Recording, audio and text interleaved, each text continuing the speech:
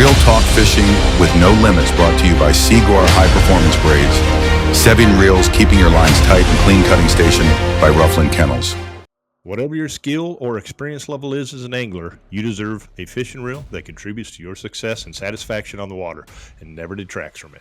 From the makers of St. Croix rods, 7 Reels, spelled Seviin, is born of 7 decades of design and manufacturing expertise, industry-leading angler support, and the American family ownership dating back to 1977. 7 Reels are designed and crafted for high performance and unrelenting reliability. Verified at least 16 different ways by extreme torture testing at 7's one-of-a-kind Park Falls, Wisconsin laboratory. 7 Reels are also proven on the water by the most demanding professional guides and tournament anglers. So by the time a 7 reaches your hands, it's ready for anything you throw at it. Guaranteed by the best and easiest warranty in the industry. Disappointment happens, but there should never come as a result of your reel. 7 Reels are tested, proven, and guaranteed to be the most reliable on the planet. Check out the entire lineup at 7reels.com. Hey, folks, welcome back to another episode of Real Talk Fishing with No Limits, brought to you by Seaguar High Performance Braids. 7 Reels, keep you fishing 7 days of a week, and Rufflin Kennels Clean Cut Cutting Station. People listening, Father's Day is coming up. Going to be here sooner than you know it. The cutting board from Clean Cut, awesome gift. 7 Reels, get them the new GX, GS, whatever. Pull that baby up, some Seaguar Smackdown, you're set. Going to be a happy poppy out there. Check it out. If you got questions about any of those things, shoot me a message. I'll help you out, get you set up with the right stuff. It's what I use day in and day out. It's absolutely awesome. It's just me today. Super busy, as you can tell. I'm in the camper. It's that time of year. Guiding season is full bore. We're full force. We're booked up. Not fully booked up. Still got the other guides need some trips, but the bite's just kind of starting to turn on here at Lewis and Clark. So we'll just get a little recap of where we're at on the fishing here, a little recap NWT, what we got coming up, and we do have some guests scheduled. Hopefully get those done before we head off to the next NWT tournament, Bay to Knock, and get those posted while I'm out there. It's just tough. It's tough. Everybody's busy. We've been running and gunning, and we have a short little span here between the Lake Hawaii tournament and the next one up in the Bay to Knock, or Green Bay, whatever you want to call it, tournament. So you're catching this, hopefully all after Memorial Day. Hope you had a good, safe holiday weekend and remembered what it was actually for, not just a barbecue, but to remember those who paid the price. So we have Veterans Day. That's a different day for folks like me who are still here to tell you about it. Memorials for those who aren't. So thank them every time you get a chance as you drive by a cemetery, whatever the case is. Keep them in your thoughts, prayers as families, because the sacrifices they made allow us to do what we're doing here today, fishing, listening to this, enjoying God's great creation that we all are blessed to be part of. So fishing, I'm on Lewis and Clark. We're busy. It's going. Actually running up to Francis Cay's tomorrow for a 2-day deal. I want to mix up lakes, no problem. The bite's just turning on. The water's finally over 60. The spring has been brutal. It's been up and down. It looks like we're getting nice, getting warm stretches. Bam, we got a 30-degree nights for 2 or 3 days in a row. This happened up at the NWT tournament in Mobridge as well in Lake Hawaii, which kept those fish really transitioning still. So things are kind of behind. Some would say a few weeks, 5 weeks, whatever the case is. We're definitely a couple, 3 weeks behind where we were at last year, even the year before. But that's okay because we're going to get to where we need to be here real soon. Water temps in the 60s. Those fish are showing up. They're where they're supposed to be. On Lewis and Clark, we have a massive amount of 14.5-inch walleyes all of a sudden. So great for the future, not great for right now, making it a little tougher to get your limits of fish. But nonetheless, catching some fish, catching some nice fish. The limits are not having a good time doing it. So we've had a lot of kids out. Scott's had some kids. I've had some kids pretty much every day. We get a lot of that down here on this lake, a lot of families, a lot of vacations, and they're on vacation, really don't even care what they catch. So we're just catching fish and having a good time. Obviously, we want to catch as many walleyes and limits as we can for these folks. But that doesn't always happen, but we have fun doing it, and they do as well. And that's what matters the most. So keeps them coming back. Lewis Clark State Park, absolutely gorgeous park. Been all over the country, staying at campground and stuff. Hands down, there's nothing even close to this place. It is phenomenal if you've never been here. We have Lewis and Clark Resort right on the water. Awesome amenities. Motel put a new pool in there. The beach is 200 yards away, but you can stay at the pool in the hot tub and sunbathe there. The marina's got good food right next door to that. And if you're fishing with us and you're staying at the resort, we're just going to pick you up there because my camper's just around the corner, more or less. So campground's huge. We're after Memorial Day. Today actually is Memorial Day. This evening, it's beautiful because the park is cleared out, so it's nice and quiet, full of turkeys. There's deer. I can hear it. It's a beautiful day out, hot today, 90-some degrees. And we're looking like 80s and 60s kind of here on out for the next few weeks and some pretty good weather. I had some storms come through, but nothing major in this area. So fishing is going to be getting good. If you're fishing here, you're fishing Francis Case, kind of all over the Midwest, the flats. These fish are all moving those flats. The shallow bites are going to start finally going, which should have been already going. I did get some shallow at Mobridge, probably got them too many shallow and kind of got stuck into some of that, but they're moving. Over here, we're in mud. They're in the mud. They're digging up the mayfly larvae. And there's some shiners. I'm seeing some bait up shallow on some of the bluffs on the rocks. Also pitching jigs, and that's coming to play, but really cranks and bottom bouncers are what it's been all about right now. Covering water, the fish are moving. They're really spread out on flats, so just kind of, cover water. There's more coming. I'm watching them today, this evening. I watch them. They're moving from east to west, so there's more coming. Nothing like a walleye or something like that, where there's massive waves of fish moving down from the North Dakota, from the Bismarck Run into the lower Oahe system, or the upper, really, Mobridge, and heading down towards Swan Creek area. And further, those fish are trucking, and they're big waves of them coming through, and man, are they healthy and fat. And there's a lot of them. Way more big fish in that system than I thought there was. I thought those numbers were kind of declining a little bit. If they're declining, I don't know what they were before, because there's a hell of a lot of big fish. You see them on your live scope, and they a little tricky to get to go for me and others. They come up and they kind of bump the bait. The finisher was a big popular bait out there over the NWT. I had some action on the finisher. Z-Man jerk shad, hard to go wrong. I got them shallow. I got quite a few of those 19 to 21, 22s on those, jigging minnows. Fish were caught from 30 feet to 80 feet deep. They were just everywhere. They were moving. Trollers, guys pulling some lead, which I did plenty of that. Worked out well. Some people got some bigger fish. Randy hit a pod day 2 that had small overs, but really, we're getting really nice 19 3/4. And those fish are like 3 pounds. So there was a couple top 10s, I think, that were in the trolling program. So probably the last you're going to see of that for the year, though. Leveled the playing field a little bit for some, still blew it. So that is what it is. But beautiful country, mule deer, antelope, buffalo, pheasants just cackling like crazy up there. We had some, it was super hot when I got there. It was nice. We had some wind. It's fine. The river bends a bunch, so even if it was blowing 30, it makes things a little more challenging. Maybe you didn't get to fish where you wanted to fish, the way you wanted to fish, but you can move around. It was fine.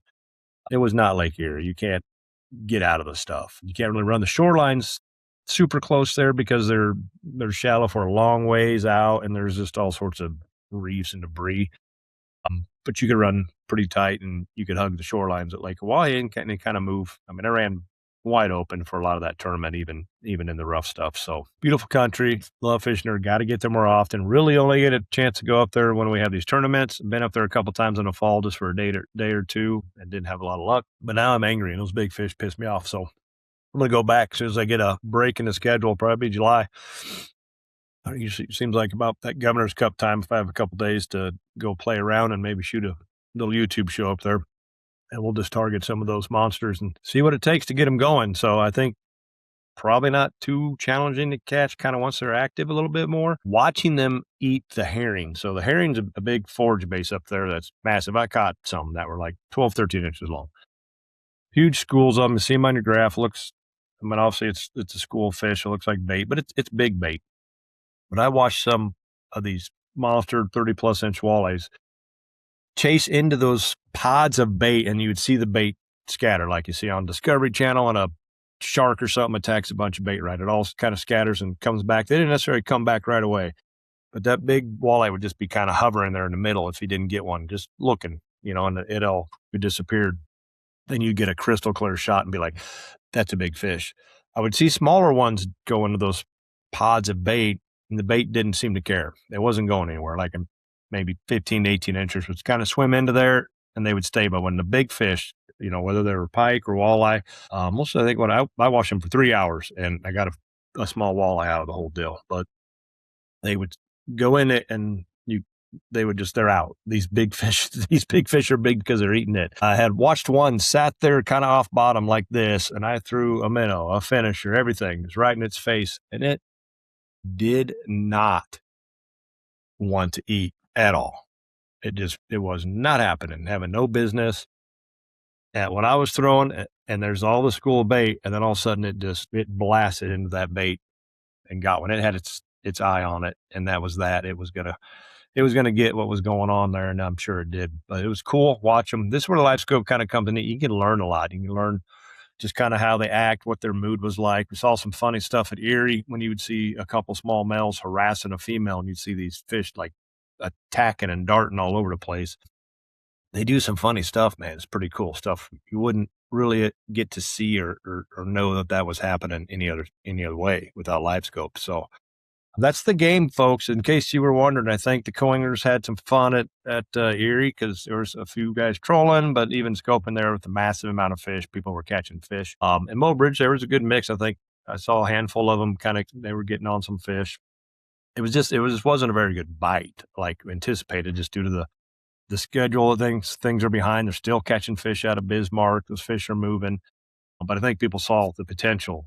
I was anticipating, I told my travel partner there'll be 20 bags over 20 pounds on day one, and there was a few short of that, but I can guarantee if that weather was nice with the 160 boats, there might have been 80 bags over 20 pounds on day one if those fish were going a little bit better. So them guys got the good ones, which is the game plan. You got to get those two big ones or it don't matter, or you just kind of get conservative like I did and just fish for some points. We're a long ways out, so those points probably don't even matter at this point. So my travel partner Randy is sitting in 41st, so that's good. There's a few big names that are that way down the list, down below me even, that we would expect to be up near the top, but they got a couple events coming up that are going to fall right in these guys' wheelhouses. Bait and Knock is around the corner. I'm looking forward to it because I've never been there. Really, the only reason I'm going is because I haven't been there.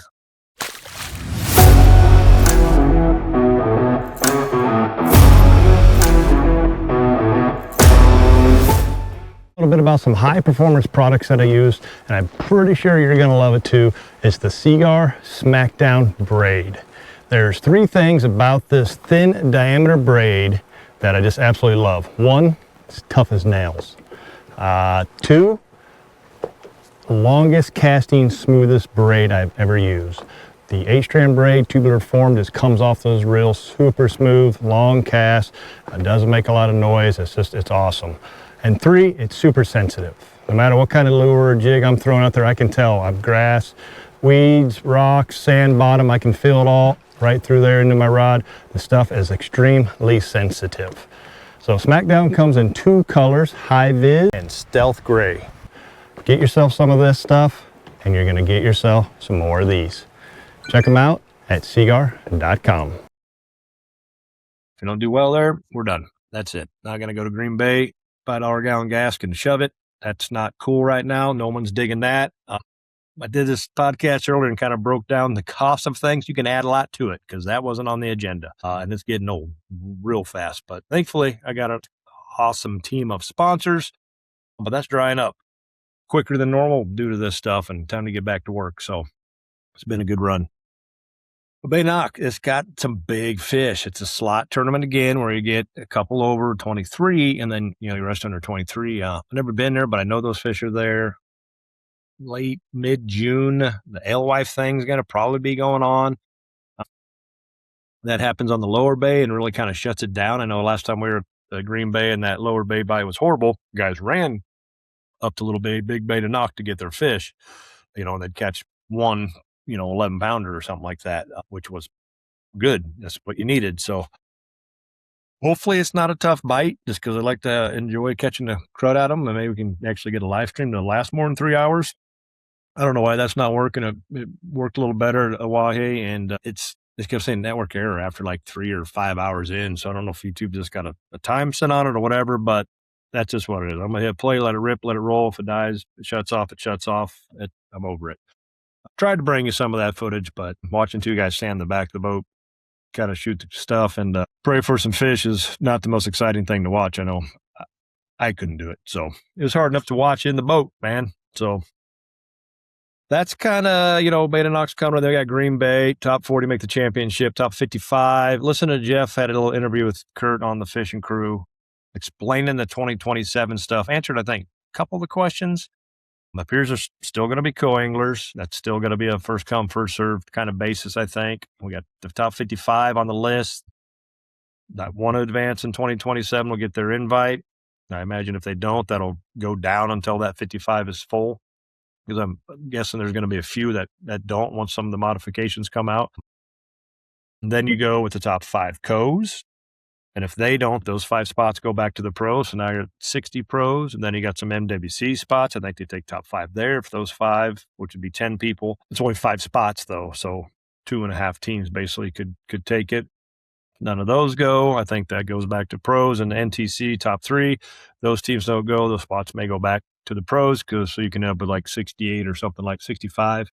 Plus, I think it's the previous 4 or 5 AOYs, which is Dewey, Hoyer, Hunter. Dewey's got it in there twice. I think Drake Hurd was right before that. So I think those are your exemptions. Dewey's got 22, 25, Hoyer's 23, Hunter's 24, Dewey's 25, and I think Drake Hurd was 21. So they may be the exempt ones that get the automatic bid in. So good for them, especially good for Hoyer because he is below me on points right now due to a little issue we had on day 1 at Lake Walleye. But I don't know the facts, so I ain't going to talk about it much. But the rules are the rules, and he'll be all right. He'll bounce back. Guy can catch him, and he's coming to a couple places where I'm sure he's got a little experience. So, like I said, springtime, that shallow water bite's coming. Seagar, guys, I'm running a Seagar Smackdown. I run a 10-pound fluorescent braid. It's an H-tram braid. It's awesome. I put gold label leaders on it from Seagar, 10 pounds. I've been running them a little longer just because I tend to be snipping, and I don't like having to retie. So I may start at like 6 foot, and when I get to about 2 or 3, then I'll cut the leader off and retie it. But leaders are important, not just for the fluorocarbon aspect of it, but on Lewis and Clark and Francis Case, we got a lot of zebra mussels. And if you're dragging and running over some structure and stuff, your lines get nicked up, and that fluorocarbon is highly abrasive. And it's going to save you, from getting nicked up. And then when you do set the hook on a good fish, you're not going to break off. So same with Green Bay. I've had that happen a lot in the old rip and wrap program. You got to really check your leaders and make sure they're not nicked up. You'll see it kind of fraying on the end of that fluorocarbon sometimes. You just need to cut a few inches off and retie. It's nothing worse when you set the hook and pop, it breaks. You add some stretch or some stress to it. So stuff is good. 7 spinning reels, GXs are what I run. I have a couple GSs and GFs. The GX are just the higher end, the more expensive, a few more ball bearings. But also the GSs are really good too. I think there may be some new stuff coming out in the new future with those, some new models, but we'll wait and see. But they're bait casters. If you get your hands on those, I had Shields Fishing University. We had a few of them. The guys are playing with them. I was casting them a little bit more. I have a couple of them. I just don't run them a lot because I don't get a chance to. They're awesome. We got a handful of Bass Elite guys are using these now. John Cruz, Hank Cherry, they're running these things. JT Tompkins, I believe, is. So, and they're loving them. So, nice. They're just really good winches, smooth casting, kind of mid price point compared to everything else. So good quality reel. Our fish cleaning station at the lake has yet to be working. The grinder's not working. The table, it kind of sucks. They need a new one here. It's one of the busiest lake state parks in this whole state. It is, with over 2 million people a year. And there's one fish cleaning station, and it has about a 14 by 14 inch cleaning table on it. They got it taped off because the grinder don't work, but we can at least use the table. But at this point, I'm going to throw my clean cut station on there because it's bigger, and I can we just need the hose really there. So I'll use that. They got trash cans to put your fish in, and then obviously we have running water. So that's kind of the deal here. It sucks. I think the state park is awesome. It's got all these awesome amenities, but the fish cleaning station is less than desirable. The rest of South Dakota has some phenomenal fish cleaning stations on Oahe and Francis Case and Sharp, where you can have a dozen people cleaning fish at once.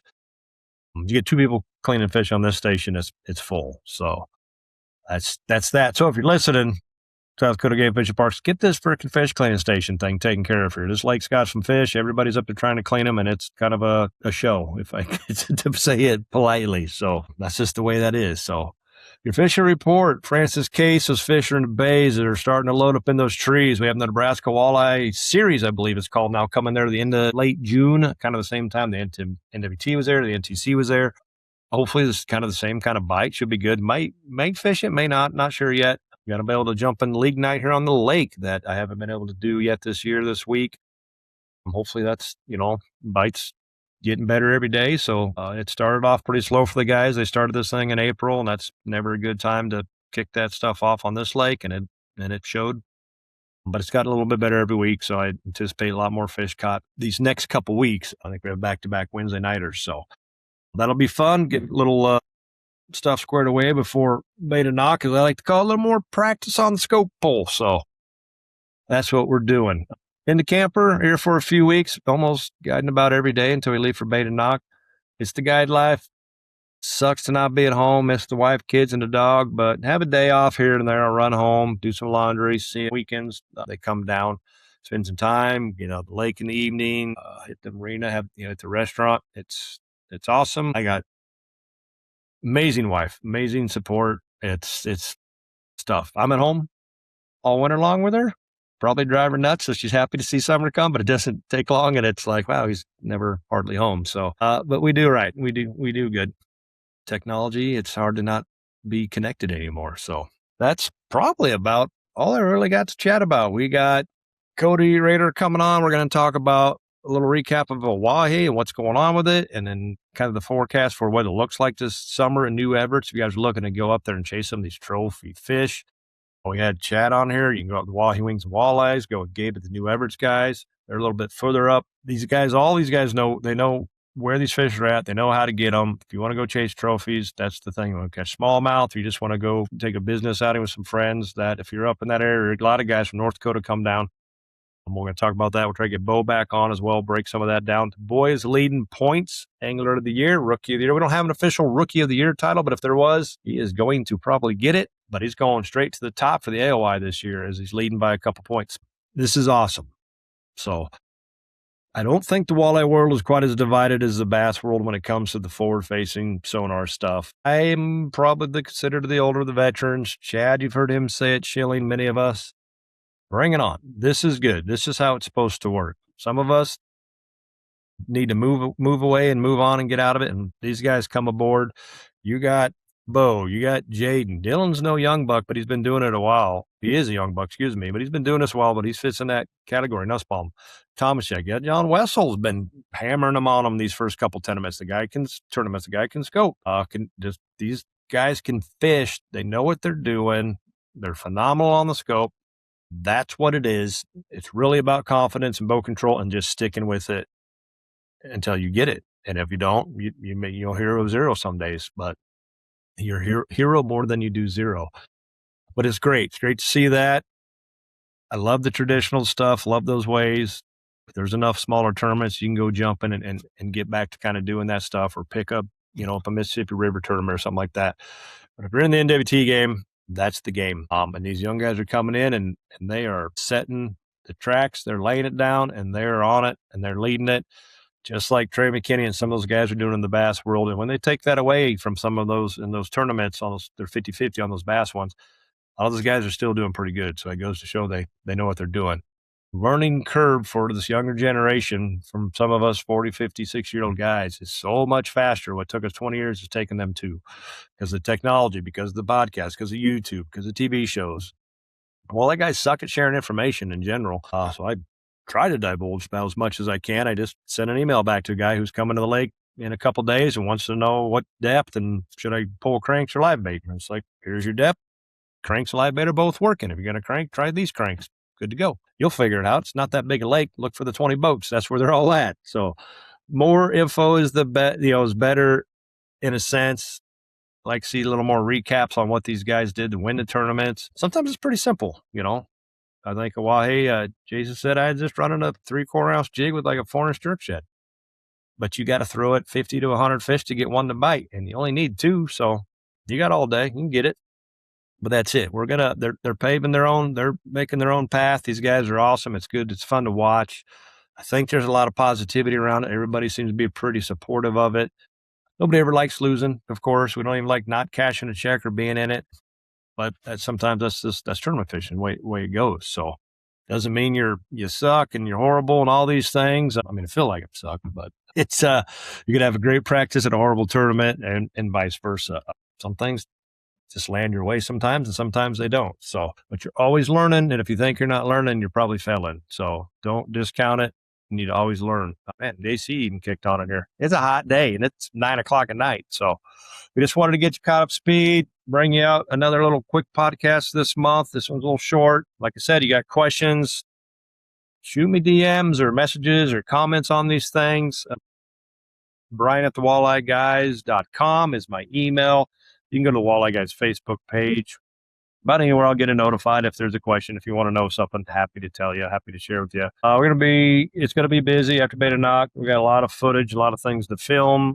Maybe get some done here the next week as well. And it's just go time. We're in the peak spring bites fired up right now. We're going to roll that right into summer, and then it's just going to be go for like next 4 or 5 months of ripping lips, catching fish, and making memories out here. So check us out at thewalleyeguys.com. If you want to come out and check out Lewis Clark, get on some of the fishing, or if you're camping or you're coming through the area, Scott, Randy are pretty available. I fill myself up first. Once I'm booked up, I go down the list. Scott gets filled up, or I'm gone for a tournament. Scott takes all those guys. Randy's done planning, so now he'll get some guys out. He's got a pontoon, so we can handle some bigger groups. We got a couple bookings in for next year that are big bookings for several days for some contractors coming up from Kansas. So we hope for that early spring bite to start a little earlier, like it has the last couple. So nonetheless, fishing's on fire. It's taken off. Hoping the same continues up at Beta Knock, Northern Michigan. It's going to be a little chillier up there. Hopefully not behind schedule, and we're on target to catch some big fish. Really looking forward to it. It's beautiful country, the beautiful water. Pray that the wind stops for one of these tournaments and we can enjoy it a little bit more. Really takes a lot of the fun out of it, but it is what it is. So I've said it before. I go out on windy, crappy days and practice, because you're going to get stuck in that in tournaments, and it comes down to bow control. So discs need to be better at running heavier jigs and stuff like that to get bait control better. So nonetheless, that's all, folks. Thanks for tuning in to another episode of Real Talk Fish with No Limits. We got a few people coming on. We're going to have Nick DeShano coming up, talking about offshore tactical planer boards. Cody Rare from New Everett Resorts coming up. Trying to get Bo back on here as well.